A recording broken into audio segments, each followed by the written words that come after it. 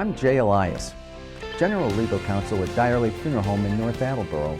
Welcome to this episode of Live and Learn, a series of programs designed to be informative, educational, and upbeat, always intended to enhance and encourage our personal wellness and awareness. This episode is about our often quirky English language. It's estimated that the vocabulary of the English language includes about 1 million words, although most experts suggest that number's on the high side because it reflects hundreds of thousands of names of chemicals and other scientific entities.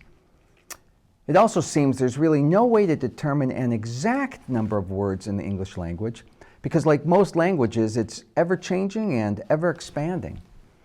As the editors of the Merriam-Webster's dictionary have said, the boundaries of what is a word in the English language have grown more flexible over the years. For example, think about some food-related words like cannoli, croissant, or teriyaki.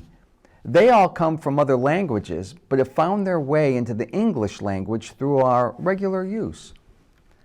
Merriam-Webster's notes that some of the signs of a healthy language include words being created, words being borrowed from other languages, and new meanings being given to existing words. Several of the most popular dictionaries we have each include about 500,000 entries. And in 2023 alone, for example, Merriam-Webster's added 690 new words. Some are compound words, others are abbreviations, but they've all found their way into our daily vocabulary, or at least some of our daily vocabulary. Look, up in the air. Is it a bird, a plane, Superman, or a UAP?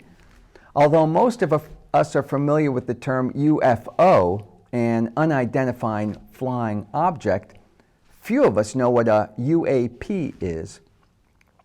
UFOs have captured our country's collective imagination since the late 1940s. They've long been the source of conspiracies and theories about aliens and extraterrestrial life. Interest in UFOs became so widespread that NASA created its own team in 2022 to study the subject. And Congress, well, they held hearings on the matter. One of the results is that the term UAP was introduced, and in 2023, it found its way into our dictionaries. A UAP is said to mean both an unidentified aerial phenomenon and an unidentified anomalous phenomenon. Anomalous meaning outside the norm. So what's the difference between a UFO and a UAP? Well, it seems the term UAP is considered to be more of a catch-all expression that includes objects not easily explainable and detected not just in the air and space, but on land and in the sea. It's also well recognized that the expression UFO carries a pretty strong stigma and is often associated with something that's conspiratorial or even the result of paranoid thinking, both of which have understandably discouraged people, particularly commercial pilots and other professionals, from coming forward with their own experiences. It seems that UAP as an expression carries a little less baggage. 2023 also welcomed the word zhush into our regular vocabulary, as to be distinguished from shush. Zhush, it means a small improvement, adjustment, or addition that completes the overall look or taste of something. It's often used with the word up, as in wearing that bright yellow shirt was an easy way to zhush up your look. Another, the compound word rage quit, that was welcomed in our dictionaries in 2023. Used as a verb, it means to suddenly stop participating or engaging in something, to quit in a fit of rage, anger, and frustration. Think of the person who pouts and storms off when they don't get their way. They've rage quit. Another compound word or phrase that's found its way into the Merriam-Webster dictionary is kiss and cry. Picture this. You're watching the Winter Olympics figure skating competition. At the end of the performance, the skater exits the rink, puts on their blade guard, gives their coach a quick peck on the cheek and either smiles or cries. There they sit, waiting for the judges' scores to be posted. Kiss and cry refers to that area adjacent to the skating rink where it all takes place. Yes, there really now is a term that's found in the dictionary to describe that waiting area.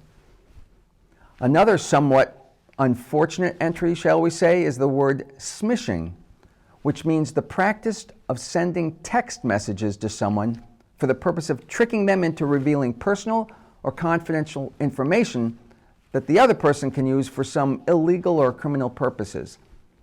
The term is a combination of SMS, which stands for Short Message Service, that's the technology behind text messages, and phishing with a PH, which is using fraudulent emails and websites in order to steal data. And don't confuse that with vishing with a V, which is the practice of making fraudulent phone calls to induce someone to reveal personal information. And every year since 2003, Merriam-Webster's has selected a Word of the Year. In 2023, authentic was selected as the 2023 Word of the Year by that dictionary, landing among the most looked up words. Why authentic? It's been around for years, but the dictionary's editors have said that although the word is a frequent dictionary lookup in recent times, they saw a very significant spike in 2023, apparently driven by the new age of misinformation, fake conspiracy theories, Twitter trolls, deepfakes, and artificial intelligence. They see hard evidence based on the number of times people have researched the term authentic to suggest that the line between what we think is real and what is fake has become increasingly blurred, and people actually need to confirm the real meaning of the word authentic when it appears. And by the way, when you see that a dictionary is unabridged, it doesn't mean there are more words than in an abridged or shortened dictionary. It means that it not only contains the definition of the word, but often examples of how a word is used, as well as synonyms, homonyms, and other selections and sections intended to help understand the word's definition. You know, it's been said that English is one of the most confusing and difficult languages to learn because there are so many variations and exceptions to the rules of usage and pronunciation. There are homonyms, words with identical pronunciation but different spellings and meanings, such as T-O, T-O-O, and T-W-O, all two. Or they may be words with identical pronunciations and identical spellings, but different meanings, such as L-I-E, to lie down, or to tell a falsehood. Or they can be words that are spelled alike, but are different in both pronunciation and meaning, such as the bow of a ship and a bow that shoots arrows.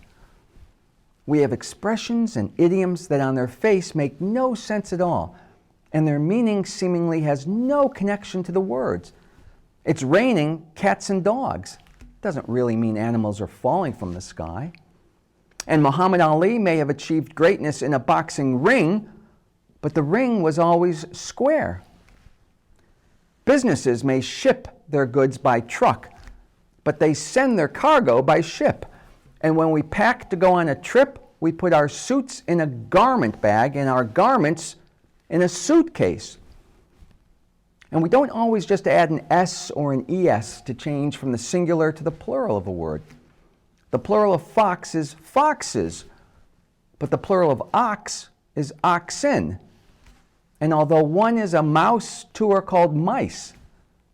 But the plural of houses is, the plural of house is houses. It's not heis. Sounds a bit like a Dr. Seuss book here. Bear with me on this one. The word, theoretically at least, is spelled G-H-O-T-I. G-H-O-T-I. Goatee? No. Gotti? No. Actually, it could be fish. Let me explain. You see the letters in the word G-H-O-T-I and sound them out. That's how you were taught in elementary school. So if you pronounce those first two letters, G-H, as if they appear in the words enough, or tough, or laugh. They sound like the letter F. And if you were to pronounce the O, as you do in the word women, well, it would sound like the letter I sometimes does.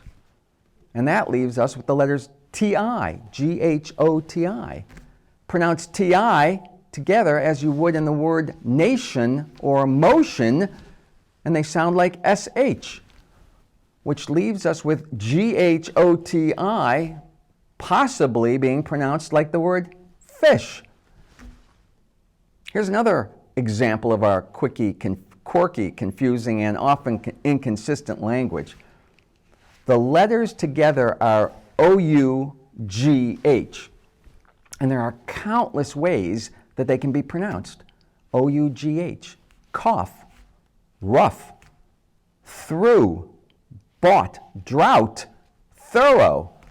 Same 4 letters, completely different pronunciations. It's almost impossible to understand how this word is pronounced by looking at its spelling. C-O-L-O-N-E-L. Sounds like colonel. And yet C-O-L-O-N-I-A-L is pronounced colonial. Some of you may remember an old TV commercial with a cute little boy sitting on a dock with a fishing pole in hand, eating a sandwich, and he sings the song, "My bologna has a first name, it's O-S-C-A-R. My bologna has a second name, it's M-A-Y-E-R. That's B-O-L-O-G-N-A, which rhymes with pony, not Pologna. We all know that words also have extraordinary power, not only through their meaning, but in how they are spoken. Putting emphasis on certain words in a sentence can significantly change how that sentence is understood and those words are interpreted. I'm going to give you a sentence that contains 7 words in the same order. But when I emphasize one word over the other, the meaning of the sentence completely changes.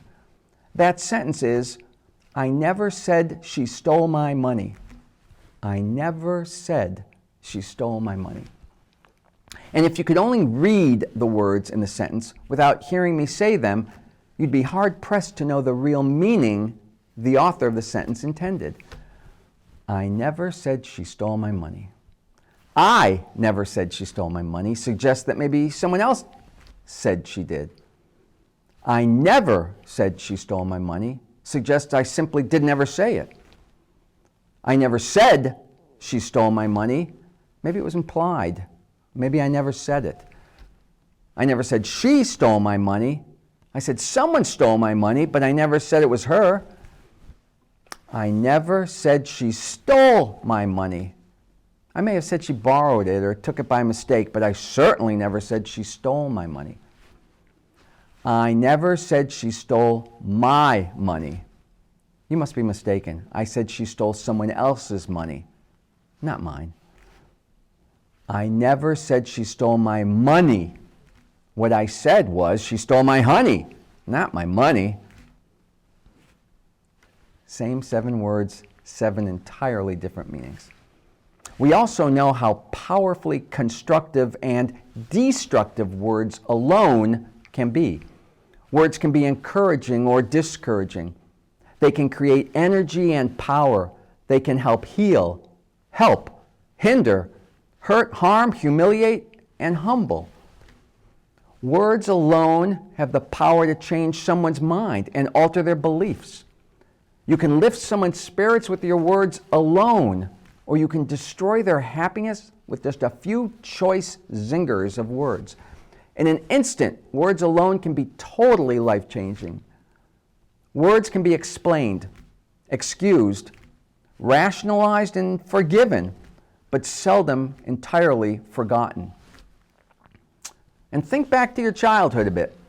Someone, maybe some bully in the classroom or schoolyard is there, and they call you some foolish but insulting name. So you muster your courage, and to show your resistance and resilience, you invoke that mystical shield that sends the message that although physical harm may inflict pain, words alone have no power to hurt you. And you say it. Sticks and stones may break my bones, but words can never hurt me. But we know that words alone can have a hurtful and sometimes devastating effect. It's been shown in study after study that hurtful and condescending words can actually have a physiological effect on our brains, including the release of stress and anxiety-inducing hormones. Words alone have the power to shape the collective beliefs of entire populations of people. They can impact how we perceive other people and other situations as they unfold in front of us.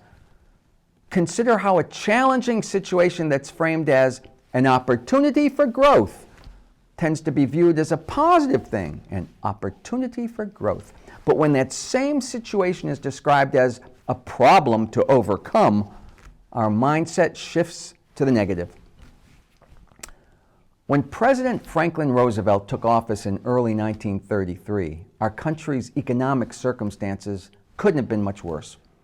The Great Depression ravaged the nation with about 15 million people unemployed, banks closed, countless farms were placed on the auction block, and millions of people were homeless. Through well-chosen words, Roosevelt deployed an arsenal of optimism. They were a call to arms, he said, and he provided hope to the country through what were called radio fireside chats. Within his first inaugural address on March 4, 1933, FDR also delivered what's now considered to be one of the most famous presidential phrases. Quote, "This great nation will endure as it has endured, will revive and will prosper. So first of all," FDR said, "let me assert my firm belief that the only thing we have to fear is fear itself." About 8 years later, on December 7, 1941, FDR received a call from the Secretary of the Navy informing him that Pearl Harbor in Hawaii had been attacked. All across the country, news of the attack spread by radio and word of mouth. Americans nervously began to consider what life in a nation at war was going to be like. Roosevelt chose to appear before Congress the next day to report on the attack and to ask for a formal declaration of war. It was a daunting task, straddling the need to be strong, firm, resolute, and yet reassuring in an anxious country through his words alone. And so the following day, December 8, 1941, Roosevelt delivered a 6-minute address to a joint session of Congress and to a nationwide radio audience listening intently. His words and his message gave birth to a very well-known phrase. Quote, "Yesterday, December 7, 1941, a date which will live in infamy. The United States of America was suddenly and deliberately attacked by the naval and air forces of the Empire of Japan." When people of a certain generation hear just the word infamy, they immediately think of Pearl Harbor, World War II, and FDR. One word has the power to do that. Interestingly, though, in the first few drafts of his speech, FDR used different words. He wrote, "Yesterday, December 7, 1941, a date which will live in world history." Not nearly as impactful, it seems. And on January 20, 1961, a clerk of the United States Supreme Court held the Fitzgerald family Bible as John F. Kennedy took the oath of office to become our country's 35th president. Kennedy then delivered what's become a landmark inaugural address, and his audience reached far beyond those gathered before him due to the power of television at the time. In preparing his speech, it's said that he sought both to inspire the nation and to send a message abroad, signaling the challenges of the Cold War and his hope for peace in the nuclear age. What many considered to be the most memorable and lasting sections of his inaugural speech came toward the end of it, when Kennedy called on all Americans to commit themselves to service and sacrifice. Quote, "And so, my fellow Americans, ask not what your country can do for you, ask what you can do for your country." He continued by addressing his international audience saying, quote, "My fellow citizens of the world, ask not what America will do for you, but what together we can do for the freedom of man." And less than 2 years later, on August 28, 1963, on the steps of the Lincoln Memorial, Martin Luther King Jr. spoke these memorable words, quote, "Let us not wallow in the valley of despair. I say to you today, my friends, so even though we face the difficulties of today and tomorrow, I still have a dream. It is a dream deeply rooted in the American dream. I have a dream that one day this nation will rise up and live out the true meaning of its creed. We hold these truths to be self-evident, that all men are created equal." Changing gears a bit. There you are, sitting quietly and contentedly on an airplane, waiting for others to board. Doesn't look like it's going to be a full plane. There seem to be a few empty seats. Most importantly, the ones next to you are empty. And every time someone boards the plane, they look around for their seat. So far, so good. The seat next to you remains empty. And you're thinking to yourself, you're hoping, no, you're actually praying that the seat stays empty. The words in your head become a kind of mantra. Please don't, please don't, please don't. And then you hear the words, "Excuse me, were you talking to me?" coming from the person standing right next to you who heard your talking, not quite to yourself. We apparently all talk to ourselves. It's actually called self-talk. One published research study states that roughly 96% of people talk to themselves out loud, me included. Studies show that when we're in stressful situations or situations that are complex and challenging, we tend to self-talk the most, and that positive self-talk can actually help bring about better performance. Negative self-talk, obviously, pretty much always results in poorer performance. And one study found that basketball players actually passed the ball faster when they talked through the task out loud.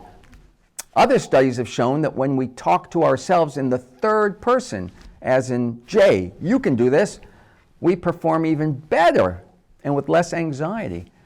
That's been called distanced self-talk, and it's been said to help you view challenges as more doable, as if somebody is encouraging you to do something, but it's all coming from your own head. Tick-tock, ding-dong, clap, zap, pitter-patter, hiss, buzz, toot, achoo. All are examples of an onomatopoeia, word that sounds like the noise they describe, an onomatopoeia. And then there are words that don't mean what you think they sound like. They've come to be known somewhat informally as fantonyms, yet another example of the challenges of our English language. Take, for example, the word disinterested. You might at first blush think that it means you're not interested in something, but that's not correct. It actually means to be impartial, as when a judge is presiding over a case and they should be disinterested, meaning that although they're interested in the subject of the lawsuit, it's important that they be impartial, unbiased, objective, and disinterested. Uninterested, on the other hand, means someone who doesn't care about something, as in they're simply bored and uninterested. Here's another fantonym, bemuse. It has nothing to do with amuse. To be bemused means to be puzzled, bewildered, or confused. And we think of the word enormous as meaning something or someone is very large. So it seems logical that the word enormity would mean much the same. But enormity is not enormous. It refers instead to something that's outrageous, monstrous, serious, heinous, a considerable departure from the expected or normal. When a particularly heinous crime, for example, has been committed, you may comment on its enormity. It's not just large in size, it's outrageous. And if I walk into the room and I say it's noisome, you might think I'm talking about the fact that it's noisy. The fact is, though, noisome has nothing to do with sound or noise. The word means having an extremely offensive smell. Our language is filled with words that sound nothing like what their meaning really is. Are you familiar with the word crepuscular? It's not a skin condition or a muscle tone. Instead, it refers to light at the time of twilight and to animals that are active mostly during the hours of dawn and dusk, typically to avoid predators. Crepuscular. Then there's pulchritudinous. Although it may sound like some horrible physical condition, it actually means exceptional beauty. So if someone walks up to you and tells you they find you to be one of the most pulchritudinous people they've ever seen, say, who, me? Why, thank you. One last one on this subject, the word is enervated. Contrary to what you may think, it means to be weakened, not energized. Which brings us to things that are called eggcorns. An eggcorn has been defined as a word or phrase that sounds like and is often mistakenly used in a seemingly logical or plausible way for another word or phrase. It's been said to be a particular type of language error that, although incorrect, can be more satisfying and can make more sense to some people than does the correct word or expression. Let me give you an example. Some people say that gray or silver shiny wide tape is called duck tape, D-U-C-K, when it's really duct, D-U-C-T, duct tape. People will often incorrectly say the lesser of two equals when it's actually the lesser of two evils.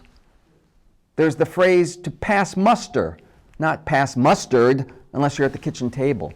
The expression pass muster comes from the military. When individuals would line up and assemble for review, they were mustered, that is, lined up for inspection. And those who passed inspection are said to have passed muster. Some say I could care less, when it should be I couldn't care less. To say I could not care less, I couldn't care less, it means you've reached the bottom of the caring pile. Your interest in caring about the chosen topic could not be any less. And then there's for all intensive purposes, or is it for all intents and purposes? The correct expression is for all intents and purposes, meaning that you're covering all possibilities in all circumstances in every practical sense. I'm Jay Elias. Thank you for watching this episode of Live and Learn. I hope you enjoyed it. I look forward to your joining me again for another program designed to enhance and encourage your personal wellness and awareness. Until then, remember, it's never too late to learn. And in closing, on the subject of words, one of my favorite poets, Robert Frost, once said this: "In 3 words, I can sum up everything I've learned about life. It goes on."